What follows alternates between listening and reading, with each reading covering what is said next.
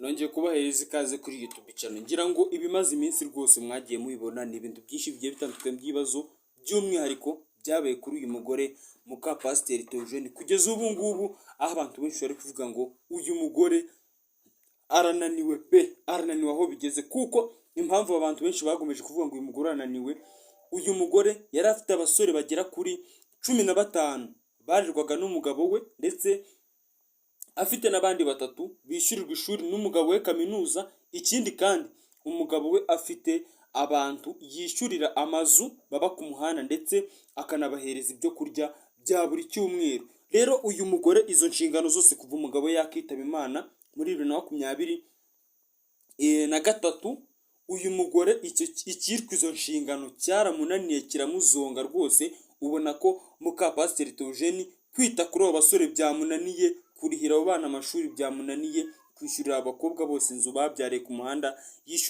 bishyurwaga n'umugabo we byose byanze. Ahita afata umwanzuro ko abo basore agomba kubabwira ngo rero igihe cyose cyanyu kirageze, muri uyu mwaka wa 2025 mugomba kugenda mukitangira ubwanyu ubuzima, mugashaka icyo gukora kugira ngo mubashe kubona icyo mwazajya murya. Dore njyewe ahavaga amafaranga yazanywe n'umugabo wanjye, rwose aho hantu ntaho ngifite, kubera ko ibintu aho bigeze biri kunanira pe. Ndetse nabo bose bishyurirwaga inzu na Pasiteri Theogene, ubu ngubu umugore we iki gihe byamunaniye rwose. Urabona ko ibintu byamurenze, kubera ko amafaranga yinjizwa n'umugabo we ntabwo ari akiri kwinjiza. Ubundi ubusanzwe dusubiye inyuma gato kugira ngo ubanze wumve ahantu ibintu byaba bombi byari byarahereye, muri 2019 niho Pasiteri Theogene yatangiye kubona amafaranga, yubaka inzu, ava mu nzu y'ikode. Mbega nyirubona ko ibintu byatangiye kugenda bihinduka. Muri 2021 na 2 muka Pasiteri Theogene ndetse na Pasiteri Theogene baje kugura imodokari ebyiri. Ariko muri 2021 umugabo yari yavuze ngo reka tugende dufate abantu baba hari ku muhanda, bamwe b'abasore tubazane baba hano mu rugo, banywe ibiyobyabwenge, tubatunge,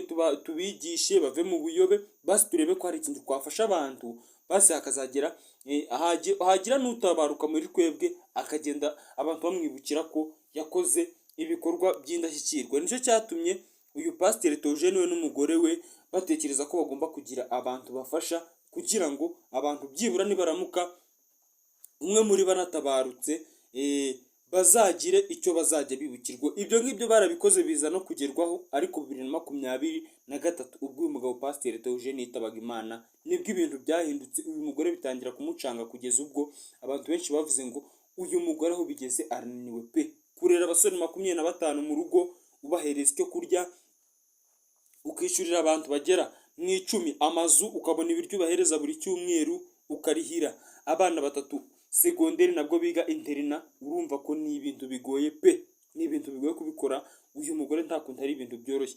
Ubundi uyu Pasiteri Theogene ahura n'uyu mugore we bari abakene pe, bari abakene ku buryo iyo bajyaga nko gusenga Pasiteri Theogene rimwe na rimwe ugasanga nko ku cyumba kumwe batekaga mbere na n'iki gihe baracyateka, hari igihe bajyaga kurya bakamusohora, cyangwa se yagera ku rusengero ku muryango abantu bose bagahisha inkweto zabo bashyize ku muryango mu gihe ari icyumba bagiye gusengeramo, bamushinja ko ngo asa nk'igisambo, ndetse ko ashobora no kuza izo nkweto zabo zose akaba yazibiba bakazibura kubera uko agaragara ndetse n'uko bamubona. Ibi ngibi rero byagiye bimwafekita, rimwe na rimwe ugasanga agize n'ubwoba bwo kuba yajya gusenga. Aho ngo hari muri 2015 2014 ubwo yari ataratangira kuba yagira icyo abona. Ariko ubundi muka Pasiteri Theogene yavuze uburyo bombi bahuye. Ubundi uyu muka Pasiteri Theogene kuko bisanzwe muramubona ku mafoto, ni umugore ufite isura imeze neza, umurebye ubona ko mbega ari umugore ariko ukiri mu rugero rusa, kuko hari n'abakobwa benshi arusha ubwiza pe. Iyo urebye ukunda ameze ubona ko hari abakobwa benshi arusha ubwiza, ariko mbere nawe nta kundi ariko byahoze. Nkuko Pasiteri Theogene yakuziriye mu muryango w'ubukene, akura ari imfubyi, akura yipapa n'imama, anywa ibiyobyabwenge ku muhanda byaramuzahaje, biza kugera igihe aravuga ngo ubundi uwaza ujya kwisengera ko n'ubundi mbona hano nta kintu ndi kuhabonera, ibintu by'ibiyobyabwenge by'itabi by'urumogi bingeze habi, uwajya gusenga byagenda gute? Nibwo Pasiteri Theogene atangiye gufata umwanzuro muri 2014 na 5 atangira kujya gusenga aragenda akajya asenga, ariko yagera ku rusengero kubera ukuntu yabaga yambaye, uburyo yabaga asa, aho ageze hose ku cyumba cy'amasengesho abantu bose bagahisha inkweto bavuga ngo uyu muntu usa gutya ashobora kudukoraho akatwibira inkweto, ku buryo nyine abantu bose bavuga ngo uyu mugabo uko areba ntabwo ari umuntu wakinjira ahantu abantu bari gusengera. Ariko we ntacike intege kubera ko abantu benshi bari baragomeje kugenda bamusengera bakamubwira ngo nyamara ejo n'ejo bundi ibintu bizagenda neza. Ntabwo yacitse intege kuri abo bamubwiraga ko asa nk'igisambo yinjira mu rusengero abantu bagahisha inkweto, yarazaga akababwira mwebwe mumfate uko mushaka ndetse mukora icyo mushaka, ariko icyo Imana yamvuzeho kigombe kizabe. Umunsi umwe rero muri 2015 nibwo yaje kujya gusenga, agira gutya ahura na muka Pasiteri Theogene, nawe yaje gusenga ari kumwe na nyina, ariko muka Pasiteri Theogene yavuze ko gushakana n'uyu mugabo bitari biri mu ndoto ziwe, ngo akurikije ubwiza yari afite, yari azi ko agomba kuzashakwa n'umugabo mwiza ufite amafaranga uzamwitaho akamumenyera buri kimwe. Ariko nyine bimwe bavuga ngo umugambi w'Imana uko ibintu bizagenda siko wo barabipanze. Baje kumenyana bahurira mu cyumba, Pasiteri Theogene abantu baramushemba, yumva abantu bari kuvuga ngo ni igisambo kubera n'uburyo yasaga.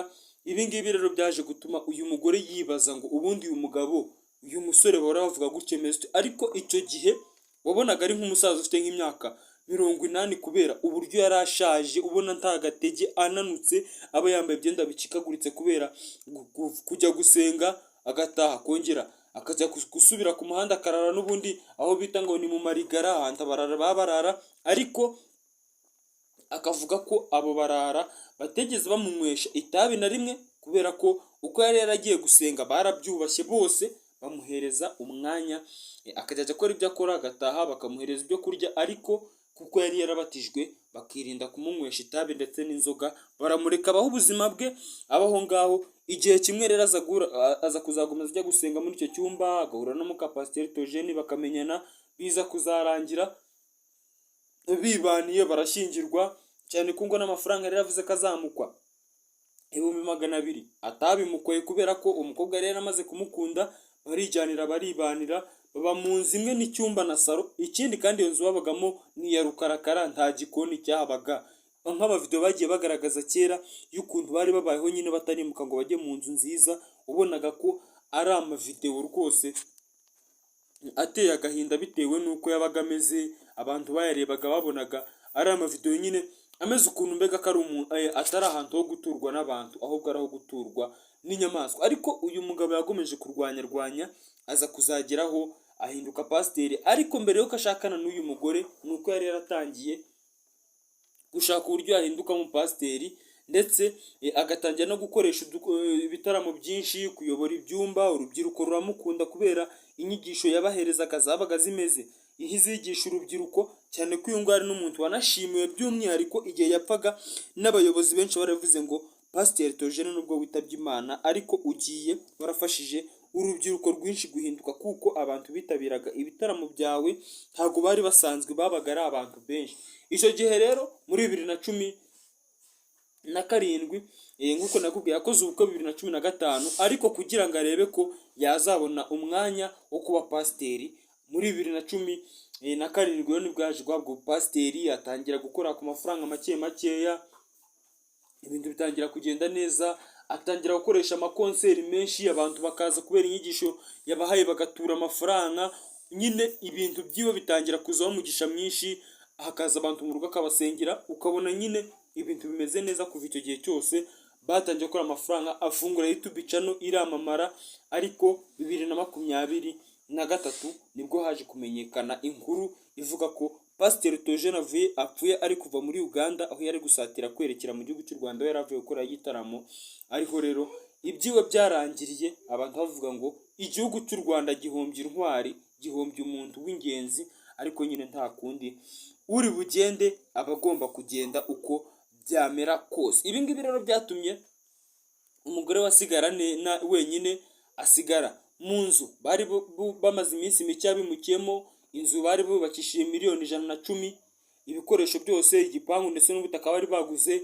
Yapfuye bafite imodokari 2 nizo bari bamaze kugura, ndetse afite abantu benshi yafashaga ku muhanda, ku buryo Pasiteri Theogene ari mu bantu bapfuye mu gihugu cy'u Rwanda bagaherekezwa n'abantu benshi baba bo ku muhanda, abamuzi, abamubonye bwa mbere, ndetse yaherekejwe n'abantu benshi benshi benshi, by'umwihariko abarara bagwa ku muhanda yari yarahinduriye ubuzima, abandi bose bamwumvaga bataramubona ariko bakumva ibintu yakoze bakumva ni ibintu bidasanzwe.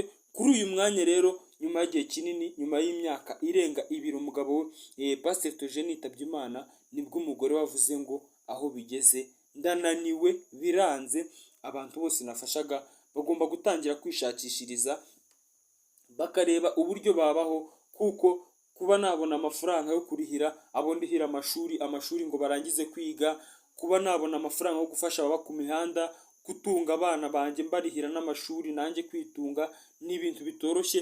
ubona ko nyine ari ibintu biteye agahinda, aho yiterura akavuga ngo ndananiwe, aho bigeze rwose bashaka uburyo bakifasha. Ndagira ngo amarembo aruguruye, ushaka kugira igitekerezo utanga kuri ibi ngibi wagitanga.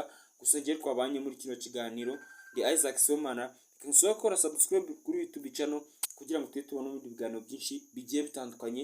Gusa nkubwira ngo mu mapasiteri ibye nuko bimeze nyuma y'igihe umugabo we yitabye Imana. Ibindi biganiro byinshi bitandukanye uzajya ubisanga kuri YouTube channel ya Mansa Musa TV, ni YouTube channel ikora ibyegeranyo byinshi bigiye bitandukanye, yaba muri politike, mu bijyanye n'iki, ndetse ngomeza gushimira n'abantu bakanze subscribe kuri YouTube channel kugira ngo n'abandi babonereho bagomeze kudutera inkunga, kugira ngo turebe ko twagomeza kwagura umuryango mugari wa Mansa Musa TV, kugira ngo tujye tubagezaho n'ibindi biganiro byinshi bigiye bitandukanye. Kubwira ko ngiye twabanye ndi Isaac, njye gutegurira ndetse nkanakugezaho ibiganiro nk'ibi ngibi, kubwira ngo Pasiteri Theogene nibyo ngibyo amaze iminsi atangaza, abantu benshi no kumubwira ngo ese tugufashe kugira ngo urebe ko basi ibi ngibi wagomeza kubikora, ariko ntagire icyo atangaza, kuko rimwe na rimwe hari igihe abantu bashaka gufasha bafite